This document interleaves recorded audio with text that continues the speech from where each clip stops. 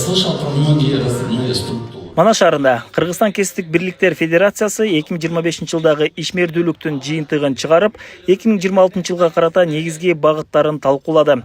Иш чарада өлкө боюнча эмгекчилердин эмгек жана социалдык экономикалык укуктарын коргоо багытындагы аткарылган иштерге баа берилип, эмгек чөйрөсүндө бүгүнкү күндө куруш турган көйгөйлөргө өзгөчө көңүл бурулду. Реформалар жүрүп, мынакей 24-25, өзгөчө 25-жылы биздин реформалар жыйынтыктады. Себеп дегенде эң баштапкы уюмдардын бардыгын толук кандуу инвентаризация жүргүздүк. Эгерде буга чейинки тармактык комитеттердин саны менен болсо, бүгүнкү күндө сапатын өттүк. 25 жылдын жыйынтыгы менен 26 тармактык комитеттен 16 тармактык комитет калып, райондук жана облустук комитеттердин бардыгы тең жоюлган. Азыркы учурда мындайча айтканда вертикаль деп коебуз, толук кандуу турду. Бул кандай болуп калат? Бул баштапкы уюм, тармактык комитет жана федерация. 25 жылдын жыйынтыгы деп ошону айтсак болот. Андан тышкары мүчөлөрүбүздүн санын инвентаризация болуп бүттүк. Азыркы учурда федерацияга караштуу 347 миң мүчөбүз бар. Андан тышкары 6 миңден ашык баштапкы уюмдарыбыз бар. 2025 жылы профсоюздар эмгек талаштарын чечүү, коопсуздук иш шарттарын камсыздоо жана кызматкерлердин социалдык кепилдиктерин коргоо багытында бир катар иштерди жүргүзгөн. Айрыкча айлык акынын кечиктирилиши, эмгек келишимдеринин сакталбашы жана жумуш орундарындагы коопсуздук маселелери негизги багытта турган. Эмгекчилер үчүн атайын 1229 номери иштелип чыгып, ал жака 922 адам ар кандай маселелер менен кайрылган. Көбүнчө жабыркаганда бул эмгек көргөзүнө чыгуу. Андан кийин эмгек көргөзүнөн чыгуу жумуштан пособиялар боюнча. Андан тышкары жумуш учурундагы кошумча сааттар төлөнүш керек. Ошолор боюнча бузуулар боюнча көп кайрылышат. Азыркы учурда биздин толук кандуу иштеп жаткан 1229 деген кыска номерибиз бар. Ошол жака консультациялардын кайрылуу негизинде көбүнчө бул мамлекеттик ишкерлерден баштап жеке ишкерлерге чейин көп кайрылышат.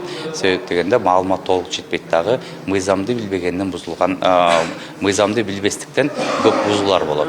Азыр биздин максатыбыз, кесиптик бирликтердин максаты ошол эки эмгек жаатында мыйзам бузуулар болбосун деген. Тармактык кесиптик бирликтердин өкүлдөрү өз сөзүндө аймактарда иш берүүчүлөр жана эмгекчилер менен жолугуп, көйгөйлөрдү чечүүдө жардам берип келишет. Ошол менен катар 2025 жылы билим берүү жана илим кызматкерлеринин кесиптик бирлигинен 1600дөн ашуун мүчөсү Кыргызстандын кооз аймагында эс алууга жиберилген.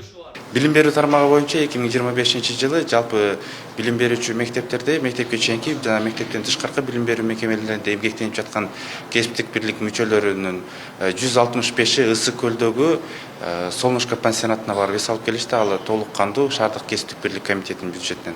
Андан тышкары 1511 кесиптик бирлик мүчөсү Кыргызстандын кереметтүү кооз жерлерине барып эс алып келишти. Мындайча айтканда, Кыргызстан кесиптик бирликтер федерациясынын мурда берилип жүргөн путевкаларынын негизинде дагы тармактык комитеттер азыркы учурда өздөрү дагы путевкаларды сатып алып, Аврора эс алуу жайларына дагы жиберип жатышат.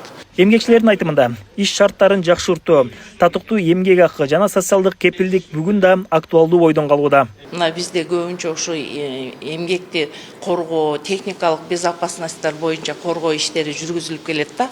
Анан ошого теңдеш эле ошол иштеп аткан жумушчулардын, кызматкерлердин айлык акыларынын аздыгы бизде аябай көп мындай түшөлтөт да. Себеби мектепте техникалык баягы кызматкерлердин иш акысы өтө аз болгондуктан жумушчу таппайбыз. Мектепке техничка таппайбыз. Анан ошондуктан биз ушул профсоюзга кайрылганбыз.